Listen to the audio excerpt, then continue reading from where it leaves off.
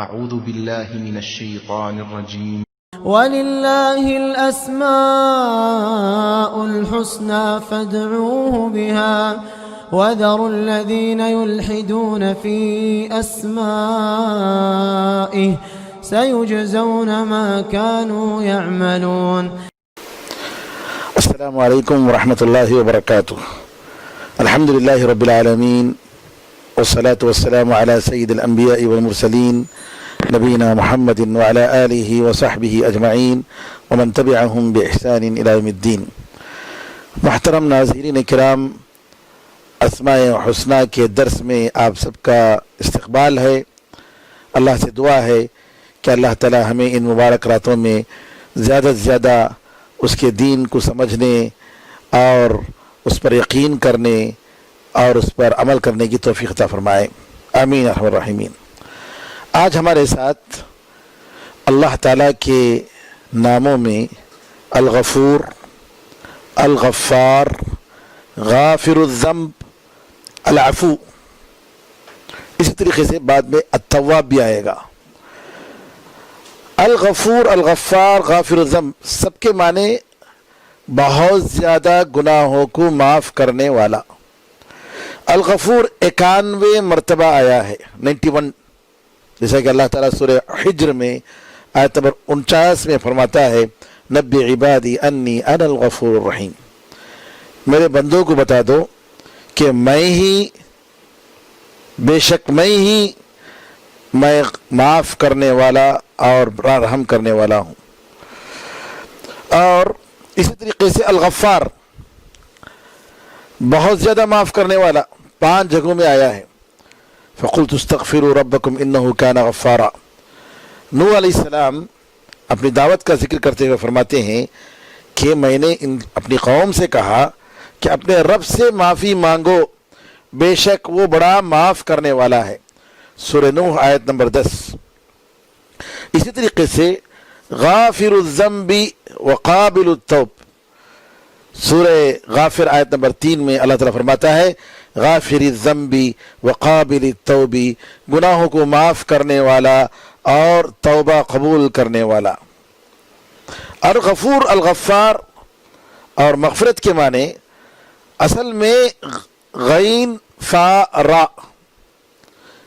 کا مطلب، غفرہ کا مطلب چھپانے کے معنی میں، ڈھانکنے کے معنی میں.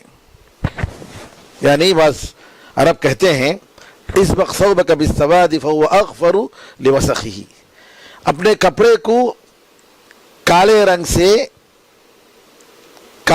سے رنگا کرو کیونکہ اس کی وجہ سے گندگی جو ہے وہ کالا رنگ چھپا دیتا ہے گندگیوں کو.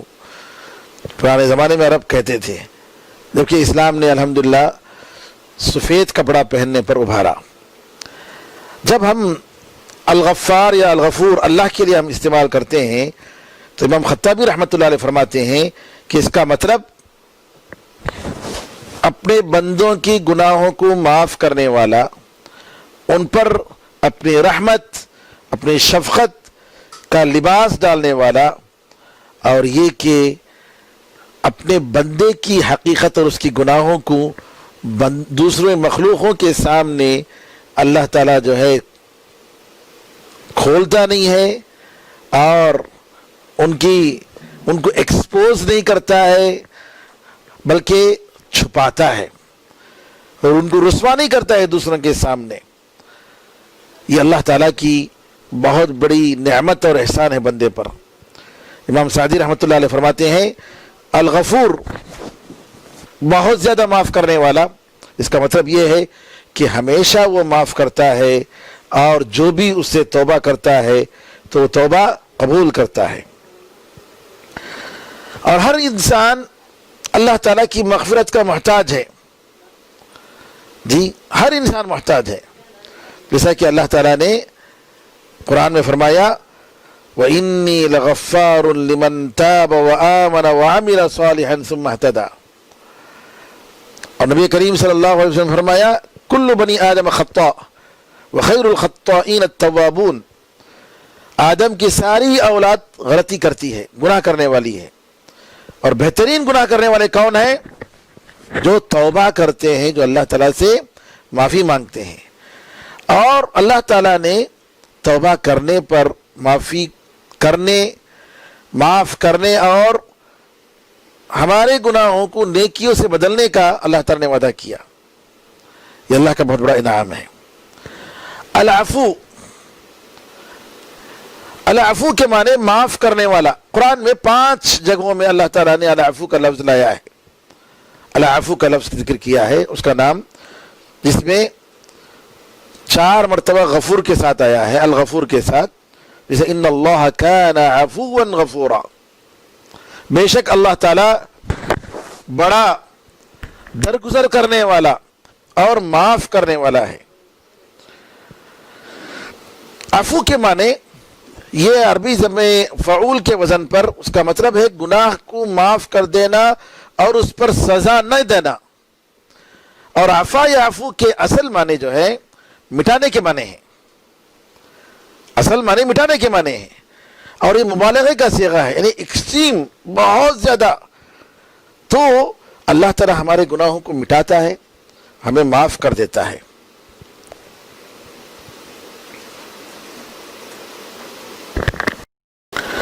علامہ سعدی رحمۃ اللہ علیہ فرماتے ہیں کہ العفو کا مطلب وہ جس کی معافی بڑی شامل ہے، سارے مخلوقات پر شامل ہے، اور جو بندے اس کی طرف رجوع کرتے ہیں، استغفار کرتے ہیں، توبہ کرتے ہیں، ان کو توبے سے نوازتا ہے اور ان کے گناہوں کو معاف کر دیتا ہے. اور اللہ تعالیٰ معاف کرنے کو پسند کرتا ہے اور بندوں سے یہ محبت کرتا ہے کہ اس کی معافی اور مغفرت کے لیے جو اسباب ہیں ان اسباب کو بندے تلاش کریں اور اللہ تعالیٰ کو راضی کرنے کی کوشش کریں. اللہ تعالیٰ کے ان ناموں پر، یعنی الغفور، الغفار، غافر الذنب، العفو، ان پر ایمان لانے کا کیا تقاضا ہے؟ سب سے پہلے جب بندہ اعتراف کرتا ہے کہ اس کی گناہیں ہیں، اس کے فرائض صحیح طریقے سے بجا نہیں لا سکتا، غلام ہے، غلامی صحیح طریقے سے غلامی کا حق ادا نہیں کر سکتا، پھر جو محرمات ہیں ان کا بھی ارتکاب کرتا ہے، اور پھر جب اللہ تعالیٰ سے رجوع کرتا ہے تو اللہ تعالیٰ معاف کر دیتا ہے. اور یہ اللہ تعالیٰ کی معاف کرنے کی صفت جب انسان سوچے کتنا بڑا رحیم ہے، کریم ہے، کہ بندہ گناہ کرتا ہے، اللہ سے معافی مانگتا ہے، معاف کر دیتا ہے، پھر گناہ کرتا ہے، پھر معافی مانگتا ہے، معاف کر دیتا ہے، پھر گناہ کرتا ہے، پھر معافی مانگتا ہے. تو اس سے یہ لازم ہے کہ بندہ اپنے ایسے آقا سے محبت کرے، ایسے پروردگار سے محبت کرے.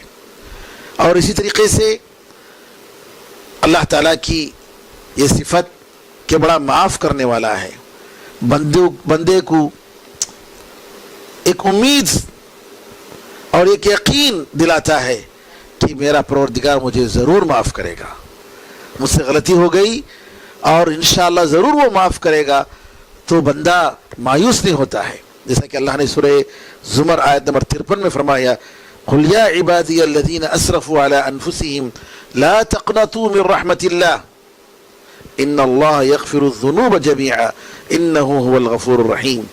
کہہ دیجئے اے محمد صلی اللہ علیہ وسلم، اے میرے بندو جنہوں نے اپنے آپ پر ظلم کیا، حد سے زیادہ تجاوز کیا،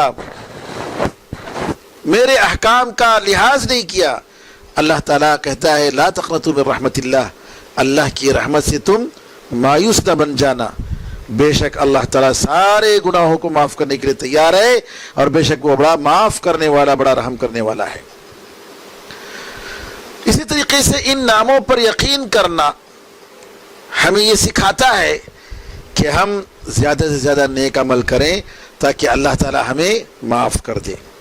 جیسا کہ سورہ ہود آیت نمبر 114 میں فرماتا ہے اللہ تعالیٰ وَأَقِمِ الصَّلَاةَ طَرَفَيِ النَّهَارِ وَزُلَفًا مِّنَ اللَّيْلِ، نماز قائم کرو دن کے دونوں کناروں میں اور رات کے بعض حصوں میں، إِنَّ الْحَسَنَاتِ يُذْهِبْنَ السَّيِّئَاتِ، بے شک نیکیاں گناہوں کو مٹا دیتی ہیں. ذَلِكَ ذِكْرَى لِلذَّاكِرِينَ، یہ ذکر کرنے والے، یاد کرنے والوں کے لیے نصیحت ہے۔ تو اللہ تعالیٰ کا یہ حکم کہ اللہ تعالیٰ ہمارے گناہوں کو معاف کر دیتا ہے، اور یہ کہ ہم نیک عمل کر کے اپنے گناہوں کی معافی اللہ تعالیٰ سے کروائے، تو یہ اللہ تعالیٰ کا حکم ہے، اور ہمارا فرض ہے کہ ہم جیسے جیسے غلطی کریں، جیسا کہ حدیث میں بھی آتا ہے وَأَتْبِعِ السَّيِّئَةَ الْحَسَنَةَ تَمْحُوهَا، اگر تم سے گناہ ہو جائے تو فوراً نیکی کرو، یہ تمہاری نیکی اگلے گناہ کو مٹا دے گی۔ اور یہاں ایک اہم بات یہ ہے کہ ہمارا رب معاف کرنے والا ہے، بہت معاف کرتا ہے۔ اس کا مطلب یہ نہیں کہ بندہ اللہ تعالیٰ کی نافرمانی کرنے میں بے دھڑک نافرمانی کرتا رہے، جرأت آ جائے اس کو نافرمانی پر، نعوذ باللہ۔ کیوں؟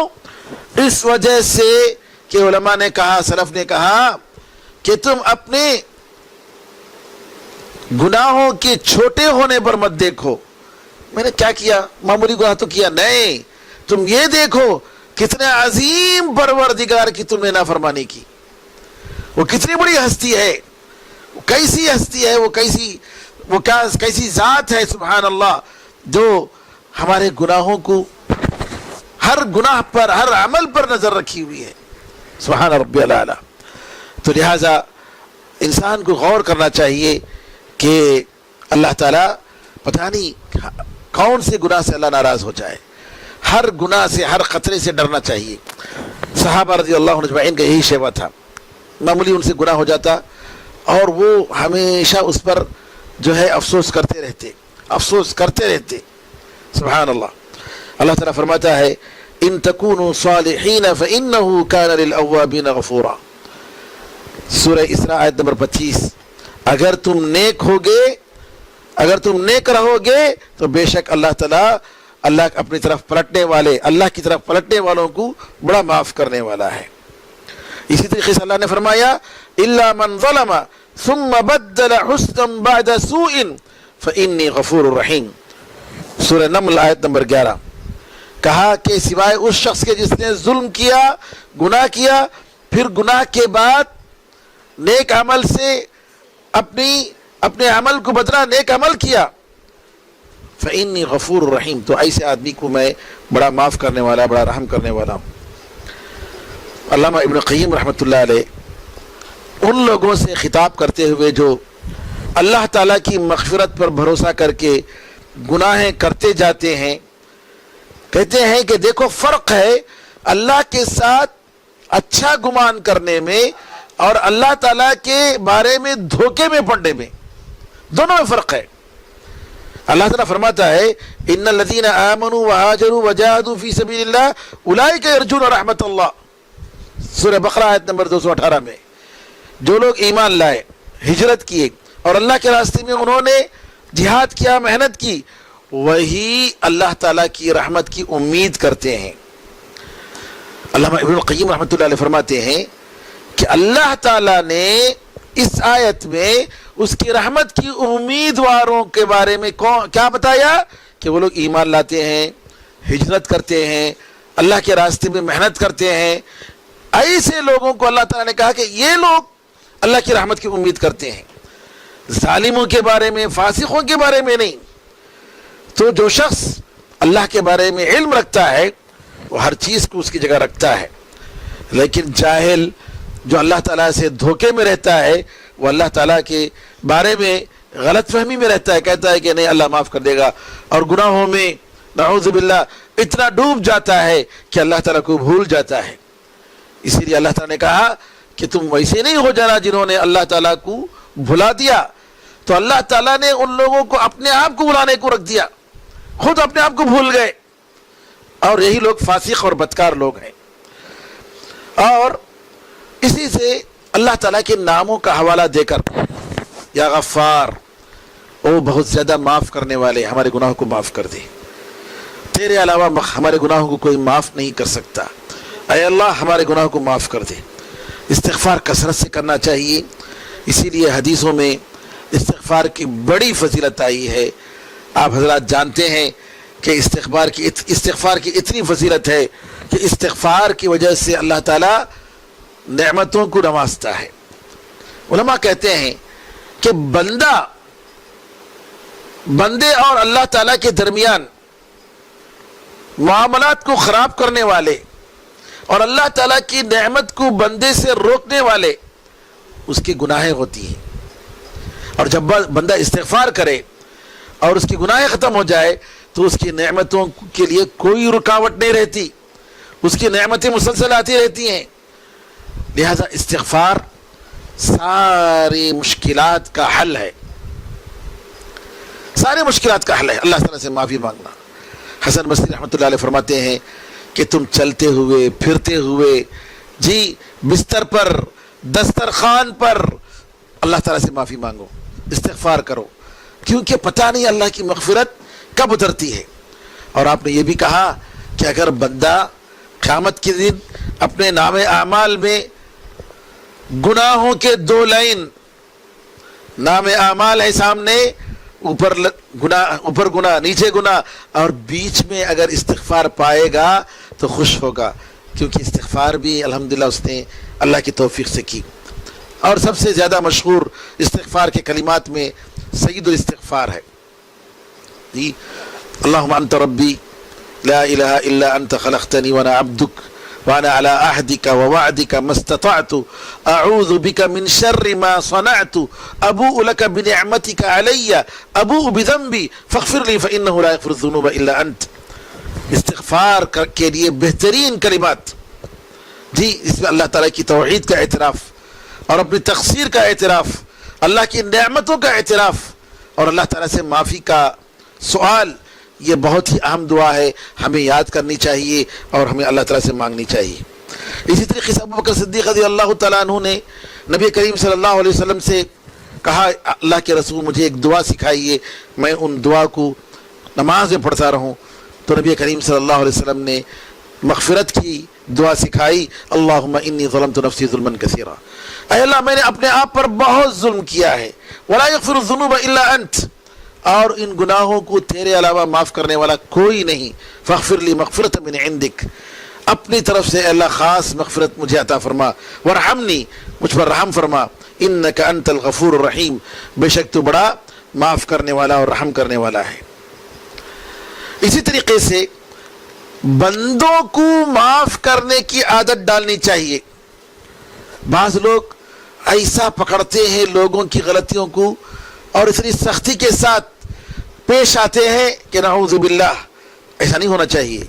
یہ فرعون اور ابو جہل اور ان نمرود اور شداد جیسے ظالموں کی مثال ہے کہ آدمی کسی کو پکڑتا ہے تو بڑی سختی کے ساتھ پکڑتا ہے، نہیں، بلکہ حدیث میں آتا ہے کہ بندہ اپنے بھائی کے گناہوں کو چھپانا چاہیے تو اللہ تعالیٰ قیامت کے دن اس کو چھپائے گا، اس کو معاف کرے گا۔ لیکن جو بندہ ایسا بندہ جو نعوذ باللہ لوگوں کے سامنے علل اعلان گناہ کرتے پھر رہا ہے، گناہوں کو پھیلا رہا ہے نعوذ باللہ شرم کے بغیر، تو ایسے آدمی کو روکنا چاہیے اور اس کے لیے جتنے وسائل ممکن ہوں اس گناہوں سے اس کو روکنے کی کوشش کرنا چاہیے، کیونکہ یہ ایسا آدمی ہے جو نعوذ باللہ ماحول کو خراب کر رہا ہے۔ قرآن کریم میں اللہ تعالیٰ نے غفور کے ساتھ الرحیم، کبھی العفو، کبھی العزیز، اس قسم کے بہت سارے نام اللہ تعالیٰ نے ذکر فرمائے ہیں۔ اللہ تعالیٰ سے دعا ہے کہ اللہ تعالیٰ ہم سب کو اس کے نام کو پہچاننے اور اس کے تقاضوں کے مطابق عمل کرنے کی توفیق عطا فرمائے۔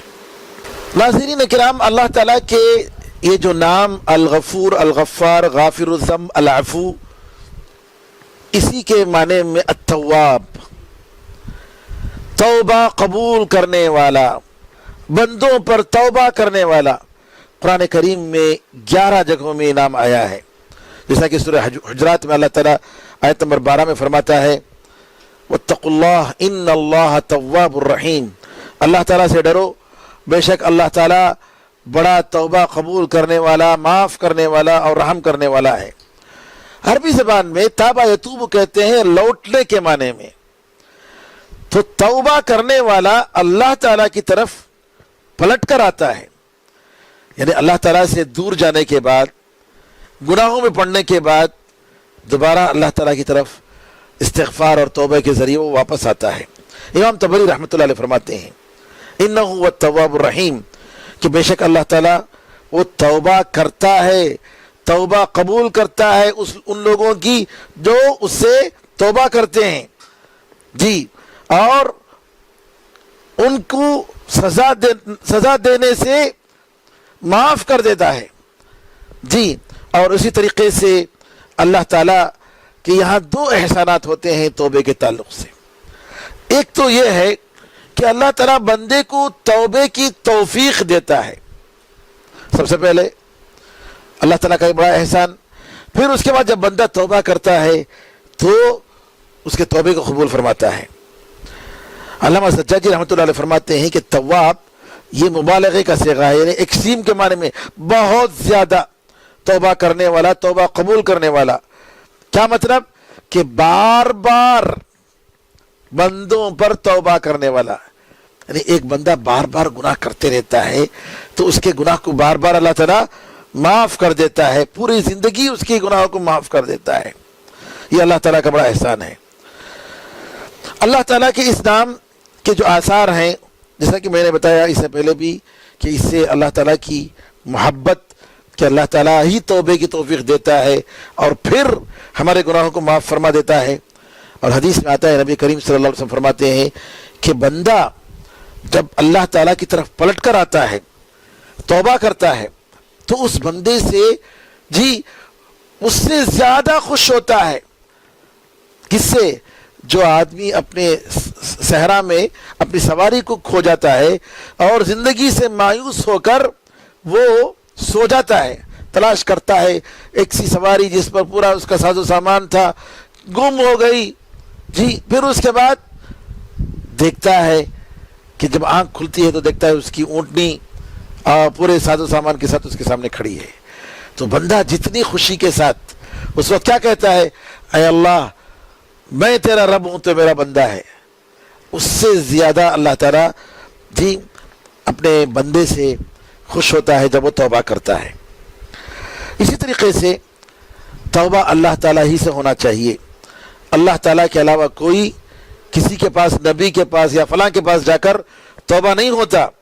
وَهُوَ الَّذِي يَقْبَلُ التَّوْبَةَ عَنْ عِبَادِهِ، اللہ نے فرمایا کہ وہی ہے جو توبہ اپنے بندوں سے قبول کرتا ہے۔ فرمایا اللہ تعالیٰ نے وَمَنْ يَغْفِرُ الذُّنُوبَ إِلَّا اللَّهُ، اللہ کے سوا کون ہے جو معاف کرنے والا؟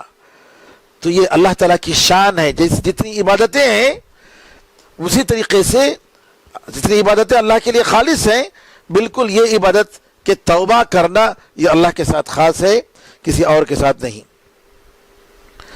یہ لوگ جو بعض لوگ پوپ کے پاس یا اپنے بڑے کیا نام ہے نیک آدمیوں کے پاس، مختلف مذہب والے یا اولیاء کے پاس جا کر معافی مانگنا اور یہ کہ آپ جو ہے معاف کر دیجئے اللہ معاف کر دے گا، نعوذ باللہ، ایسا نہیں۔ یہ معاملہ اللہ تعالیٰ کے ساتھ خاص ہے اور اللہ تعالیٰ ہی سے اس کا مطالبہ کرنا چاہیے۔ اسی طریقے سے اللہ تعالیٰ سے حیا کرنے کی ضرورت ہے کہ ہم کیسے اس کی نافرمانی کرتے ہیں۔ اتنے انعامات ہم پر کر رہا ہے پھر بھی جو ہے ہم اس کی معصیت اور اس کی نافرمانی کر رہے ہیں۔ اور توبے میں جلدی کرنی چاہیے، ایسا نہیں کہ نعوذ باللہ توبہ جو ہے ہم بعد میں کریں گے، نہیں، جتنے جلدی ممکن ہو فوراً توبہ کرنا چاہیے، فوراً پلٹنا چاہیے اللہ کی طرف، کیونکہ موت کب آئے گی نہیں معلوم۔ شیخ بن باز رحمۃ اللہ علیہ کے بارے میں آتا ہے کہ بار بار دعا کرتے تھے، کہتے تھے اے اللہ مجھے موت سے پہلے خالص توبے کی توفیق عطا فرما۔ توبے کے کچھ شروط ہیں۔ توبے کے شروط یہ ہیں کہ آدمی اپنے گناہ کو، جو گناہ کر رہا ہے اس کو چھوڑ دے۔ یہ نہیں کہ برابر روزانہ توبہ کر رہا ہے اور گناہ بھی کر رہا ہے، توبہ بھی کر رہا ہے گناہ بھی کر رہا ہے، یہ تو نعوذ باللہ گناہ پر اصرار ہوا، توبہ کہاں ہوا؟ توبہ نہیں ہوا۔ پہلے گناہ کو چھوڑنا چاہیے۔ دوسری بات، جتنی تقصیر ہوئی اس پر معافی مانگنی چاہیے، افسوس کرنا چاہیے کہ میں نے نعوذ باللہ میں نے کیا کیا، میں نے غلطی کی، میں نے کیسے جو ہے اس طریقے سے مجھ سے یہ کام کیسے ہوا، افسوس، زندگی پر افسوس۔ پھر نمبر 3، پختہ ارادہ ہونا چاہیے کہ میں آئندہ ایسا گناہ نہیں کروں گا، عزم مصمم کہ نعوذ باللہ میں ایسے اس گناہ کی طرف پلٹ کر نہیں جاؤں گا، یہ ہوا جو ہو گیا بس اللہ معاف کر دے یا اللہ، اے اللہ ہم پر ستر کر دے یا اللہ، تو ستیر ہے، تو ہمارے گناہوں کو چھپانے والا ہے۔ اور اسی طریقے سے نیک عمل کے ذریعے دوبارہ جو ہے اس کو بدلنا چاہیے اور اپنے عمل کو، اچھے عمل کی پابندی کرنی چاہیے۔ اور علماء نے کہا اس کے علاوہ اگر کسی بندے پر ظلم کیا ہے، کسی کا مال کھایا ہے تو اس کو مال لوٹانا چاہیے، کسی کو جو ہے تکلیف دیا ہے تو اس سے معافی مانگ لینی چاہیے۔ یہ ہے اللہ تعالیٰ سے توبہ کرنے کا مطلب۔ اور اگر بندہ توبہ اس طریقے سے کرتا ہے تو اللہ تعالیٰ اس کے توبے کو قبول فرماتا ہے۔ بندہ زندگی کے پورے مرحلے میں توبے کا محتاج ہے۔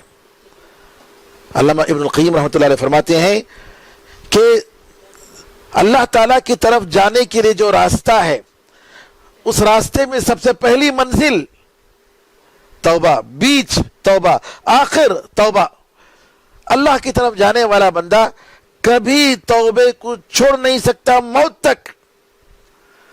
اگر ایک مرحلے سے دوسرے مرحلے کو جاتا ہے توبے کے ساتھ جاتا ہے۔ تو کہتے ہیں فَالتَّوْبَةُ هِيَ بِدَايَةُ الْعَبْدِ وَنِهَايَتُهُ، بندے کے لیے ابتدا بھی توبہ اور انتہا بھی توبہ، اور کہا وَحَاجَتُهُ إِلَيْهَا فِي النِّهَايَةِ ضَرُورِيَّةٌ كَمَا أَنَّ حَاجَتَهَا إِلَيْهَا فِي الْبِدَايَةِ كَذَلِكَ۔ جیسا شروع میں توبہ کرنے کی ضرورت ہے، آخر میں بھی توبہ کرنے کی ضرورت ہے، کیونکہ حدیث میں آتا ہے إِنَّمَا الْأَعْمَالُ بِالْخَوَاتِيمِ، کہ اعمال کا جو دار و مدار جو دیکھا جاتا ہے کہ عمل آخر میں کیا عمل ہے وہ دیکھا جاتا ہے۔ آپ کا آخری عمل کیسے گزرا، کیسے رہا۔ اگر کسی کمپنی میں ایک آدمی زندگی بھر بہت اچھا کرتا رہا لیکن نکلتے ہوئے جو ہے لڑ کر اپنے مالک سے جو ہے جھگڑا کر کے اس پر مقدمہ دائر کر کے اگر گیا تو اچھا ہوگا؟ ہرگز نہیں۔ لہذا آخری عمل بہت اچھا ہونا چاہیے اور ہمیشہ دعا کرتی رہنی چاہیے۔ علامہ ابن القیم رحمۃ اللہ علیہ فرماتے ہیں کہ ہر مومن اس کا محتاج ہے اور ضروری ہے، اور ہمیشہ توبہ کرنا چاہیے، کیونکہ اللہ تعالیٰ فرماتا ہے قرآن کریم میں سورہ نور آیت نمبر 13 میں وَتُوبُوا إِلَى اللَّهِ جَمِيعًا أَيُّهَا الْمُؤْمِنُونَ لَعَلَّكُمْ تُفْلِحُونَ، اے مومنو تم سب کے سب اللہ تعالیٰ سے توبہ کرو تاکہ تم کامیاب ہو جاؤ۔ ابن القیم رحمۃ اللہ علیہ فرماتے ہیں کہ یہ آیت مدنی آیت ہے، اور اللہ تعالیٰ نے اہل ایمان اور جو اس کے پسندیدہ بندے ہیں صحابہ جنہوں نے ایمان کے بعد صبر کیا، ہجرت کی، جہاد کیا، اللہ کے راستے میں سب کچھ لٹایا، ان سے اللہ تعالیٰ کہہ رہا ہے کہ توبہ کرو، اور بتایا کہ کامیابی توبے پر ہے۔ تو جب ایسے لوگوں کو اللہ تعالیٰ کہہ رہا ہے توبہ کرو، اور پھر اللہ تعالیٰ یہ بھی کہہ رہا ہے قرآن میں سورہ حجرات آیت نمبر 11 میں وَمَن لَّمْ يَتُبْ فَأُولَٰئِكَ هُمُ الظَّالِمُونَ، جو توبہ نہیں کرتا ہے وہی ظالم لوگ ہیں۔ علامہ ابن القیم رحمۃ اللہ علیہ کہتے ہیں قسم العباد الى تائب وظالم وما سمى قسم ثالث البتہ، بندوں کو اللہ نے 2 قسموں میں تقسیم کی، یک تو توبہ کرنے والا یا ظالم، تیسری قسم کوئی نہیں ہے، یا تو توبہ کرنے والا یا ظالم ہے، نعوذ باللہ۔ تو لہذا فرمایا وَأَوْقَعَ اسْمَ الظَّالِمِ عَلَى مَن لَّمْ يَتُبْ، اور ظالم کس کو کہا؟ جو توبہ نہیں کرتا ہے۔ تو توبہ نہ کرنے والا اس سے بڑھ کر ظالم کوئی نہیں، کیونکہ وہ اپنے رب کو نہیں پہچانتا ہے، اللہ کے حق کو نہیں پہچانتا ہے، اور اپنے عیب کو اور اس کی تقصیر کو نہیں پہچانتا ہے۔ اسی لیے نبی کریم صلی اللہ علیہ وسلم کہتے ہیں یا ایھا الناس توبوا الی اللہ فواللہ انی لاتوب الیہ فی اليوم اکثر من 70 مرہ، لوگو اللہ تعالیٰ سے توبہ کرو، اللہ کی قسم میں ایک دن میں 70 مرتبہ سے زیادہ توبہ کرتا ہوں۔ سبحان اللہ، کتنی مرتبہ؟ 100 مرتبہ۔ رب اغفر لی وتب علی انک انت التواب الغفور۔ اسی طریقے سے سورہ نصر کے نزول کے بعد نبی کریم صلی اللہ علیہ وسلم ہر نماز کے آخر میں پڑھتے تھے، دعا کرتے تھے سبحانک اللہم ربنا و بحمدک اللہم اغفر لی۔ تو لہٰذا انبیاء بھی توبے کے محتاج ہیں، انبیاء بھی توبے کے محتاج ہیں، کیونکہ اللہ تعالیٰ نے ان کو حکم دیا، اور نبی کریم صلی اللہ علیہ وسلم جن کے اللہ تعالیٰ نے سارے گناہوں کو معاف کر دیا، آپ سے فرمایا فسبح بحمد ربک واستغفر، اپنے پروردگار کی تعریف کے ساتھ پاکی بیان کرو اور استغفار کرو، معافی مانگو۔ تو ہم کون ہیں میرے بزرگوں، میرے بھائیوں؟ اللہ تعالیٰ سے دعا ہے کہ اللہ تعالیٰ ہم سب کو حسن عمل کی، کثرت استغفار کی توفیق عطا فرمائے۔ ان مبارک راتوں میں اللہ تعالیٰ ہمیں اپنے گناہوں کو معاف کرانے والوں کے نیک لوگوں میں اللہ تعالیٰ ہمیں شامل فرمائے، آمین ارحم الراحمین، والحمد للہ رب العالمین، وصلی اللہ وسلم علی نبینا محمد وعلی آلہ وصحبہ اجمعین، وصلی اللہ علی نبینا محمد وعلی آلہ وصحبہ اجمعین، والسلام علیکم ورحمۃ اللہ وبرکاتہ۔